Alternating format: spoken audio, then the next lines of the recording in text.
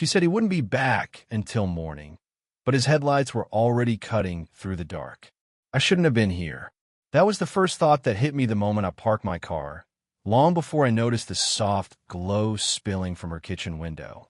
She had said, almost casually over the phone, "He won't be back until morning." And I believed her. I thought I had hours to pace myself, hours to convince myself that this was just a friendly visit. But now, as I leaned back against the steering wheel, heart thudding like a guilty drum, I realized I hadn't planned for the truth. The street was unnervingly quiet, the kind of quiet that makes every footstep feel like a confession. I tried to steady my breathing, shoved my hands deeper into my jacket pockets, and wondered if she could sense me even from inside. I hadn't seen her in weeks, and maybe that was the problem. The absence had made everything sharper, more urgent. I wasn't sure if it was her laugh echoing in my memory, or the way her fingers brushed a loose strand of hair behind her ear, or just the impossible pull of her presence.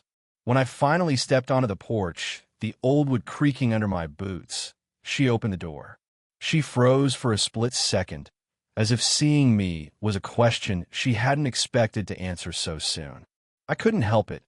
I noticed the lines near her eyes that deepened when she smiled, the gentle tilt of her head that made her seem smaller, yet entirely unmissable. "Hey," I said, my voice too loud for the silence around us. She smiled, a soft curve of lips that both welcomed and warned me. "You're early," she said, but there was no accusation, just awareness. I watched her hand twitch, brushing against the doorframe like she needed something solid to steady herself. Something about that made my chest ache.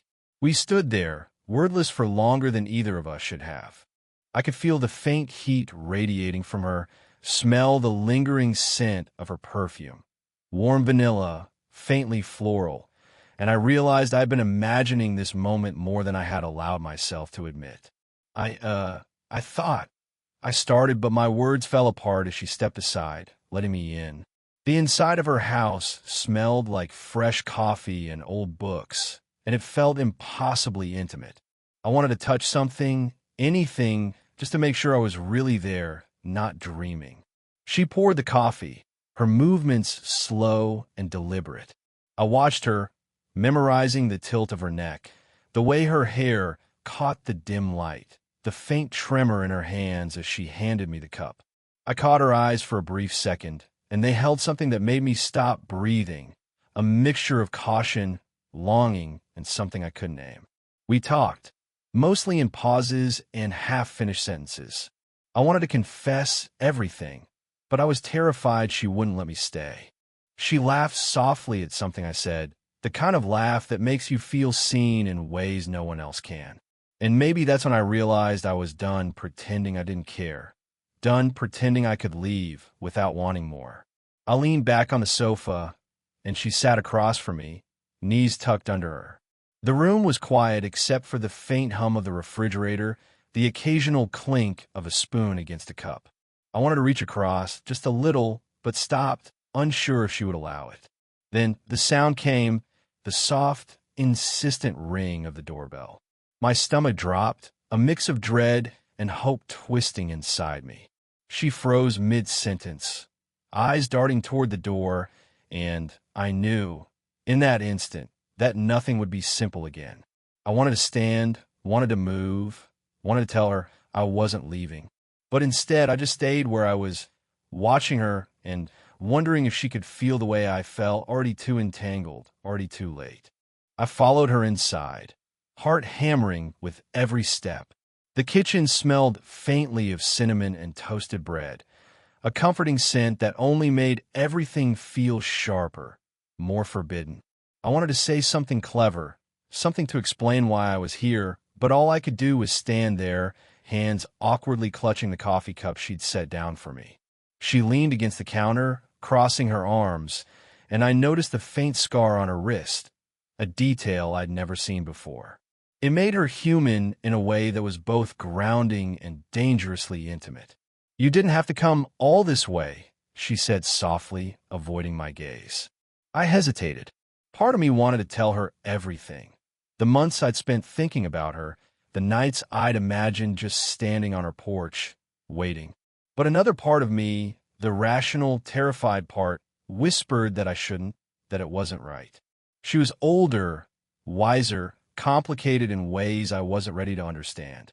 And yet, every time she laughed, every time her eyes flicked to mine, I felt like I was learning a language I'd been missing my whole life. You ever regret things? I asked suddenly, because the silence was too heavy. Her eyes lifted to mine, startled, a flicker of something guarded passing over her face. All the time, she admitted, voice barely above a whisper. Mistakes, missed chances, choices I wish I could take back. I nodded, feeling an unspoken connection form in that tiny confession. I had regrets too, more than I could count. But the difference was mine were wrapped in longing, in wondering what could have been if circumstances were different. Circumstances like our age gap, the quiet judgment of neighbors, the unspoken rules we were breaking just by being this close. She poured herself a cup of coffee, hands shaking slightly, and I realized she was just as aware of the tension between us as I was. Every glance, every pause in conversation felt loaded with meaning. I wanted to reach out, wanted to brush a hand against hers, but the thought of crossing the invisible line made my stomach twist. You know, she said, finally sitting across from me. There was a time I thought I'd be alone forever. I convinced myself it was safer, simpler that way. I swallowed hard, feeling the weight of her honesty. I know that feeling, I said. I've always been careful. Until now, we shared a quiet laugh, a nervous acknowledgement of how ridiculous it all was. And for a moment, the air between us seemed charged, electric, but still fragile. I wanted to lean in, wanted to let her know that I was here, fully, even if she couldn't admit it yet. She looked down at her coffee, fingers tracing the rim absent-mindedly, and I noticed the tremor in her hand. Without thinking, I reached across the small table, letting my fingers brush hers. Just a touch, nothing more. But her eyes met mine immediately, wide and searching. And in that instant, I felt everything. Risk, longing, and an impossible connection that refused to be ignored. It was the first touch that didn't feel forbidden in the way it should have. And maybe, just maybe, it meant we were both willing to see where this went, despite everything that said we shouldn't. I thought I could leave after coffee, quietly, without causing ripples. But she didn't move to let me go. Her eyes held mine in a way that made stepping back impossible. For a moment, the air between us felt like it could combust, like a spark caught in the wrong place. I shouldn't. I started, the words failing me as I reached out instinctively, brushing her hair from her face. She froze, breath hitching, and my chest tightened. That small motion felt like a confession neither of us was ready to speak. The sound of a key in the lock made me jump. I wasn't supposed to be here when anyone else could walk in. My heart slammed against my ribs, and her face went pale. "No, it's fine," she whispered, but her voice trembled. The door swung open. Her ex-husband, or maybe just the man she had been dating quietly for the past year, stood there tall, unfamiliar, and suspicious. "Everything okay?" His eyes flicked between us, sharp and questioning. I swallowed hard, unable to speak. She stepped between us, placing a hand on my arm, a subtle, protective gesture that said more than words could. I could feel the heat of her touch, her heartbeat pressed against my palm. It made me dizzy. "Yes, just coffee," she said, keeping her voice steady, though I could see the tension in her jaw. I wanted to vanish. I wanted to disappear from this house, from this temptation, from everything that felt too dangerous to hold. But then she looked at me, eyes wide, unflinching, and in that glance I saw something I couldn't ignore. She wanted me here, even if it was reckless, even if it was wrong. Once he left, the silence that followed was heavier than before. We didn't speak for a long moment, the only sound our uneven breathing. I leaned back against the counter, trying to steady myself. You're complicated," I said, finally, almost laughing at the absurdity of it. She smiled faintly, biting her lip. So are you. We laughed softly, but the tension didn't leave. In fact, it deepened. We were drawn closer, yet every step forward felt like stepping onto a cliff. My hand twitched, wanting to reach for hers again, but she didn't move toward me. And still, the air was charged with what neither of us could name aloud. I felt the pull of her warmth, her nearness, and I realized I couldn't pretend I wasn't falling. Not for a moment. Every instinct screamed that this was dangerous. Every heartbeat whispered that it was inevitable. Then, without warning, she leaned just a fraction closer. Our faces were inches apart. I could feel her breath, warm, tinged with vanilla. Her eyes flicked to mine, searching, hesitant. And in that tiny, suspended moment, I almost kissed her. Almost, but I stopped, torn between desire and fear. She pulled back slightly, lips parted, eyes full of questions neither of us dared to answer. The tension lingered like smoke between us, thick and intoxicating. We were closer than ever, yet the risk had never been higher. I wanted her more than I'd ever wanted anything, and that realization terrified me. I couldn't focus. Every time she laughed, every tilt of her head, every brush of hair behind her ear made my chest tighten. I knew it was reckless. I knew it was wrong. And yet, I couldn't stop watching her, memorizing her. She was on the phone, voice low, polite, but clipped. Whoever it was, I could see the tension in her shoulders, the subtle bite of her lip when she tried to stay calm. It wasn't hard to guess. Someone from her past, maybe someone she had to keep at a distance. A flicker of jealousy surged through me, unbidden and hot. I hated it, but I couldn't help it. You've been avoiding me, I blurted, stepping closer before I could stop myself. She froze, the phone still pressed to her ear. It's complicated, she said, finally hanging up. Her eyes met mine, wide, searching, and suddenly all the restraint I'd built crumbled. Complicated? I echoed, voice rough. Is that what you call this? Us? Standing here, pretending we can ignore it. Her hands trembled slightly as she tucked a strand of hair behind her ear. I don't want to hurt you. That made me laugh, bitter and shaky. Hurt me? I'm already hurting. You don't get to decide that for me.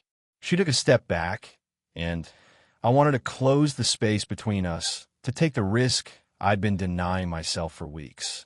But fear coiled in my chest. Fear of everything that could go wrong. Fear of how much I wanted her. Fear of the impossible line we were crossing. I can't, she started, voice breaking, but I cut her off gently, desperate. Stop, I whispered. Don't say that. Not now. Our eyes locked, and I saw it. The same longing I felt mirrored in hers, raw and unguarded. My hand itched to reach for hers, to pull her close, to tell her everything I'd been holding back. But I paused, trembling because I knew once we crossed that line, there would be no turning back. The room was silent except for our uneven breaths. I noticed the way her knuckles whitened around the edge of the counter, the subtle bite of her lip, the tiny shake in her jaw. Every micro-expression was a confession, louder than any words could be. I wanted to bridge the gap, wanted to tell her that I didn't care about the consequences, that I only cared about this moment. But before I could, the sound of a car, doors slamming outside, broke the fragile bubble around us. My pulse jumped. She froze. I froze. And for a heartbeat, neither of us moved, caught between desire and fear. Then she looked at me, eyes glimmering with something I couldn't name. Promise? Warning? Temptation? All at once, it was impossible to tell. I stepped closer, heart hammering, and the world narrowed to just us. I could feel her breath, warm and uneven, her pulse thudding beneath my fingertips. Everything inside me screamed to close the distance, to kiss her, to let go of the caution that had kept me at bay. But I stopped, and in that hesitation, the universe seemed to hold its breath with us, teetering on the edge of something that could change everything. I was still standing there, breath uneven, heart hammering, when I heard it, a soft, almost accidental whisper from the hallway. My name. Not hers, not the quiet echo of the wind outside. Mine. I froze, straining to listen. Footsteps. A door creaked. Someone was here. She turned, eyes wide, and I realized the truth before she could say a word. Her teenage son, home early from a friend's house. He peeked around the doorway, eyes flicking between us, confusion written across his face. Hi, he mumbled, voice uncertain. I felt a cold stab of panic. Everything we'd been careful about, the whispered confessions, the stolen touches, the near misses, was suddenly exposed. My stomach churned with guilt. I wanted to explain, to apologize, but I didn't know where to start. Her hands trembled at her sides, and she took a slow, measured breath. He shouldn't have come in yet, she said, voice tight, more to herself than to me. I could see her conflict, the impossible weight of wanting to protect something sacred while also being drawn to me in ways she couldn't deny. And yet, in that split second, the world shifted. The line we danced along so carefully now felt like a precipice. I should go, I said, voice rough.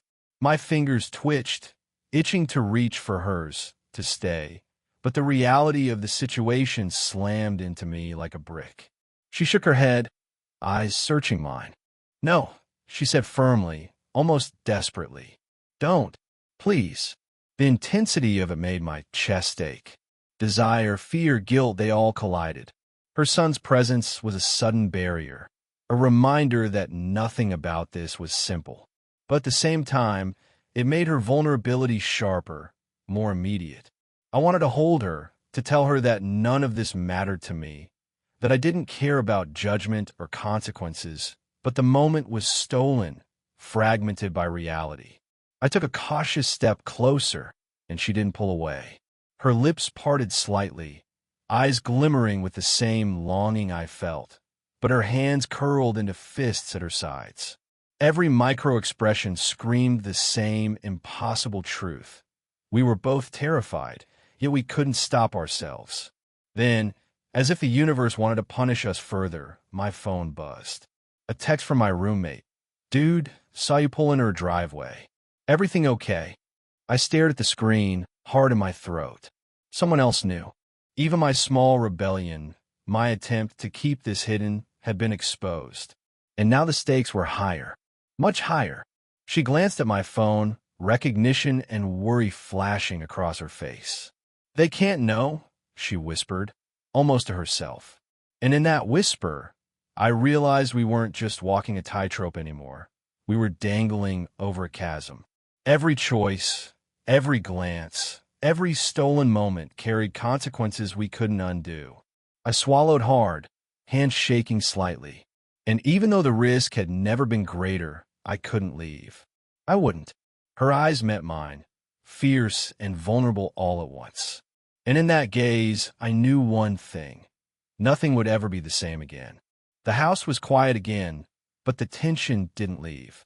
Her son had retreated to his room, and my phone sat on the counter, a silent reminder that nothing could remain hidden forever. Yet, when I looked at her, all of that, the risk, the judgment, the fear, seemed to shrink into nothing. She was standing there, arms crossed, lips slightly parted, eyes wide and searching. I can't keep pretending this isn't happening, she whispered. My chest tightened. Then don't, I said, voice raw. I wanted this. Wanted you. I don't care about everything else. Right now, I only care about you. Her eyes softened, and I saw it. The vulnerability she had been hiding, the longing she refused to name. And it broke something open in me. All the waiting, all the hesitations, all the stolen moments, they all pointed here to this impossible, fragile moment of truth. She took a step toward me, and I could feel the heat of her presence, the pull I had been resisting for weeks. I wanted to reach out, but I didn't. Instead, I let her lead, let her decide. And she did. Her hand brushed mine, tentative, testing the waters, and the shock of contact sent shivers through me. She didn't pull away. Instead, She let her fingers intertwine with mine, and in that small act, every unspoken word, every suppressed feeling poured out between us. I shouldn't, she murmured, but it wasn't a refusal. It was a warning to herself, a caution she could no longer enforce. I know, I said softly, but neither can I. Her lips curved slightly, almost a smile, though it held the weight of everything we had yet to face. And then, without thinking, I closed the gap, leaning just enough to rest my forehead against hers. Her eyes fluttered shut, and I felt her exhale, shaky and unguarded. For a long moment, we just stayed there, two imperfect, flawed humans holding on to each other in the quiet of her kitchen. No words, no promises, just presence, understanding, and the reckless acceptance of what we wanted. I don't know what comes next, she whispered, voice trembling. Neither do I admitted. But I want to find out with you. Her hand squeezed mine, firm and deliberate, and in that gesture I understood we were stepping off the cliff together, whether it was safe or not. The tension that had consumed us, the jealousy, the secrecy, the near misses hadn't disappeared. But in that moment, it didn't matter. What mattered was that we had chosen each other fully, despite everything. We lingered like that for a while, the world outside fading, leaving only the fragile, messy intimacy between us. And though uncertainty waited just beyond the doorway, neither of us stepped back. For now, it was enough. The next morning, sunlight spilled through the kitchen window, catching her hair in golden strands. The world felt different somehow, quieter, softer, like it had shifted just enough to make room for something new. I sat across from her, coffee between us, hands occasionally brushing, lingering in that fragile, electric way that had defined the last 24 hours. She smiled at me, small and tentative, like she was testing whether it was real. You stayed, she said softly, more a statement than a question. I couldn't leave, I admitted, trying to keep my voice steady. Not after last night. Not after everything. Her eyes flicked down, then back up, searching mine. I was scared, she said honestly, but I think I understand now. I think I've been running from myself, from what I wanted, and maybe it was easier to hide than to feel. I nodded, understanding perfectly. We had both been careful, avoiding the obvious, pretending desire was something distant. But now, in the light of morning, we couldn't deny it anymore. Every hesitation, every whispered glance, every stolen moment had brought us here, to this impossible, beautiful truth. We laughed softly at something trivial, coffee spilling, a burnt toast joke, but it wasn't just humor. It was relief, too, the quiet acknowledgement that we had survived the tension, the risks, the near misses. And more than that, we had chosen each other. There was still uncertainty. Her son, my roommates, the world outside this small kitchen, all of it remained. But inside, we found a fragile clarity. The choice to be together, messy as it might be, was ours. And that mattered more than anything else. I reached for her hand, sliding my fingers between hers. She didn't hesitate this time. Instead, she gave a small, almost shy smile, letting our hands rest together as if testing the gravity of the world, finding comfort in its weight. Where do we go from here? I asked softly, not out of doubt, but because words felt inadequate. She shrugged, but her eyes glimmered with determination. One step at a time, she said. Together. It wasn't a promise of perfection, and it wasn't a guarantee that everything would be easy. But it was real. It was ours. And sometimes, that's all anyone can ask for. We sat there a while, watching sunlight spill across the countertops, letting the quiet fill in the spaces where fear and hesitation had once lived. And though the world beyond her front door waited with its challenges and judgments, in that small room, we found a kind of peace, a beginning threaded through with longing, desire, and the messy, human truth of connection. As I looked at her, I realized that love didn't have to be neat to be powerful. It didn't have to be perfect to be real. And in that realization, I felt something I hadn't allowed myself to feel for a long time. Hope. Did you enjoy the story? What kind of stories would you like to hear next?